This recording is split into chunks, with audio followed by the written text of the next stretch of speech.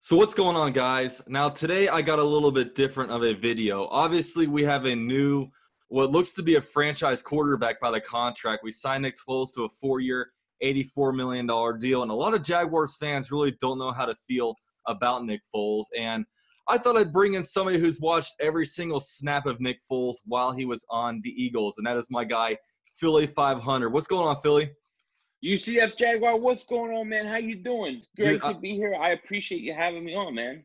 Dude, I'm good, man. I'm excited to have you on. I'm finally having you on the channel, man. We've been watching each other's videos for so long, and I really want to bring you in because Jaguar fans want to know more about Nick Foles. So, let us tell you a little bit about him, man. I mean, what are your thoughts about Nick Foles going to the Jaguars?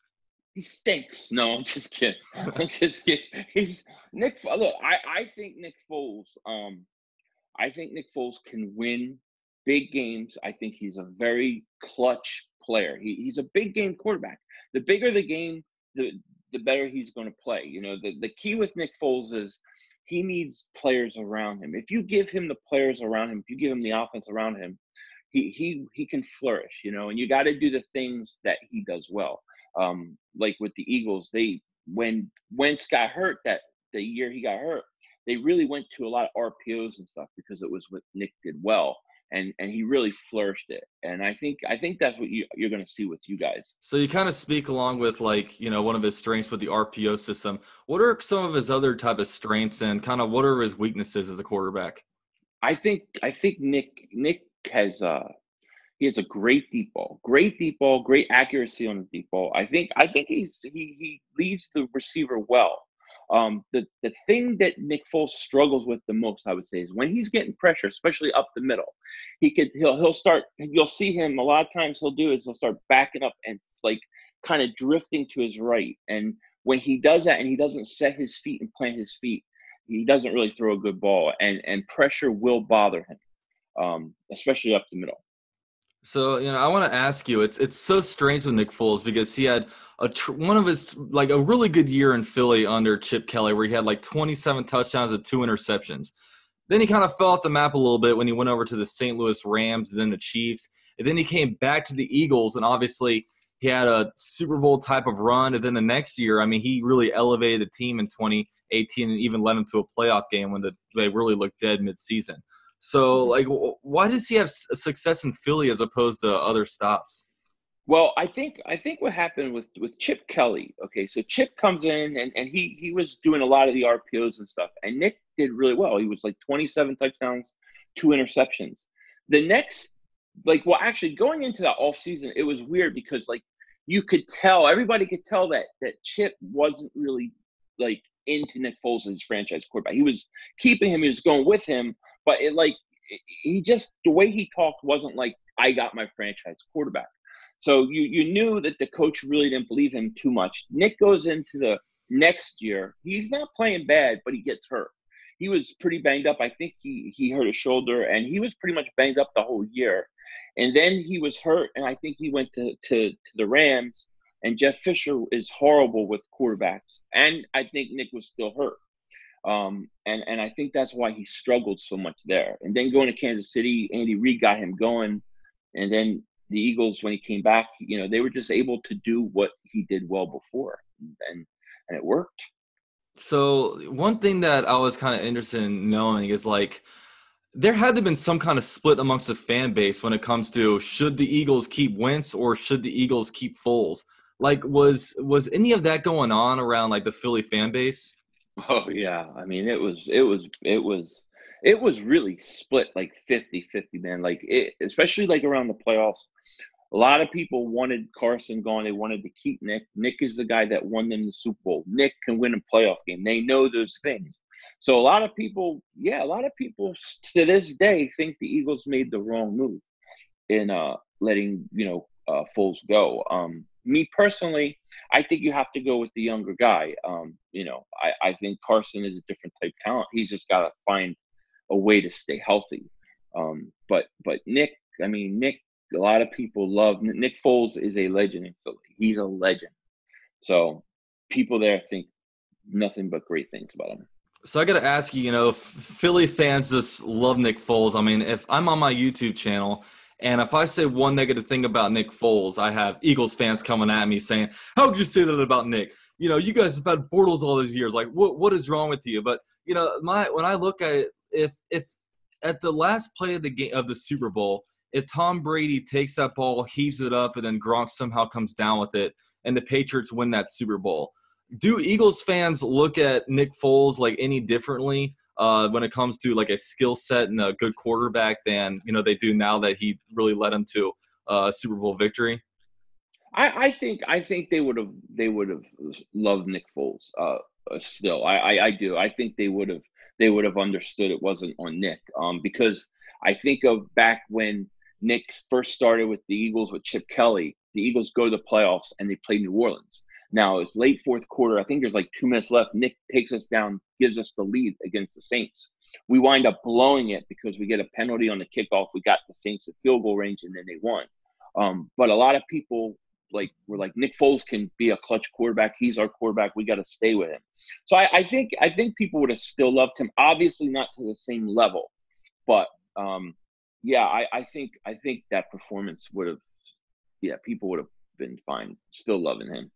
So with Nick Foles, you mentioned how you had to have like weapons around him. What kind of players does he like to throw the ball to? Is he a big receiver kind of guy? Does he like to fit in the window to these tight ends? Like what's his ideal receiving threat? Nick is very good at trusting the receiver. He does this maybe better than anybody. Like with Alshon Jeffrey, a lot of times he'll throw up the ball and just let Alshon go out and get it. He'll just go up and get it. He trusts his guys to make plays, which makes him throw the ball at times when maybe other guys wouldn't. He'll do it because he trusts the guys. And the players feed off it. They love that. I mean, Alshon goes up and gets balls that you don't. It's not a good pass, but he'll go get it. And then when we had Deshaun Jackson in the early days, he would just have Jackson streak, and he would just throw as far as he can and let Deshaun go make a play. I think Nick does a very good job at trusting the guys around him, and they feed off of it. But the other thing is he knows what those guys do well, and he puts them in a position to succeed. So one thing that I hear about Nick Foles, like the difference between him and Carson Wentz, is people really gravitate to Nick Foles, like teammates. I mean, who is it, Long or something like that, had really like a Nick Foles shrine in his locker room. Like what's it to that? Like, is he really known to be that locker room guy and like someone that a lot of people really gravitate towards? Yeah, I think he is. I mean, the Carson like Nick thing, I think is a bit blown. But I think that there's certain qualities, like leadership qualities, that I think Carson as a young quarterback is probably still learning. And I hope he learned a lot from Nick Foles. But Nick just like, guys love him because he I don't know, he just, there's something about him that's very calming to the rest of the team, and he believes in them. He puts his trust in them, and everything's a team with him. And guys just gravitate towards it. They do. They love him. They respect him. Nick Foles is now a Jacksonville Jaguar. What are your expectations for Nick Foles as a Jaguar? And do you think that he could really take us to far heights? Yeah, I think if you can get if you get Leonard Fournette to come in and play and run the ball well, and your receivers, I don't know, maybe you're going to get a receiver in the draft, Metcalf or something. I don't know. But if you get talent around him, you give him time to throw and set his feet, he'll tear everybody up. I really think that you guys are going to end up in the AFC Championship game. I believe that. Now, I want the Eagles and Jaguars in the Super Bowl, because that would be epic if you had Foles versus Wentz in the Super Bowl. I think that would be like the greatest thing ever. But I think you guys are going to AFC Championship game. That's how much I think of Nick Foles. He may not play every game. He may not be great. But when the game's on the line and it's late in the fourth quarter, he's going to put you in a position to win. More than not, he is. Man, you're going to have some Jaguar fans excited. You already got me excited. Nick Foles, I'm excited to have him. Best free agent out there. I mean, if you want to upgrade the quarterback position this offseason, the guy that makes you the best in 2019 is going to be Nick Foles over any other veteran or any other rookie for that matter. So I'm very, very excited about my guy, Nick Foles.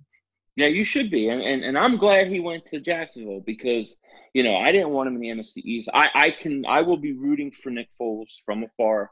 As long as he doesn't come our way, I will be rooting for him because I really like Nick. I think your team's gonna like him. And from knowing what we saw with Jacksonville last year and with the players kind of bickering in the locker room, I think Nick can get rid of a lot of those problems. There's something about him that he'll bring that team together. So I think you guys are going to have a good season. I think it's going to be fun, man. I think you guys are going to be happy with Nick.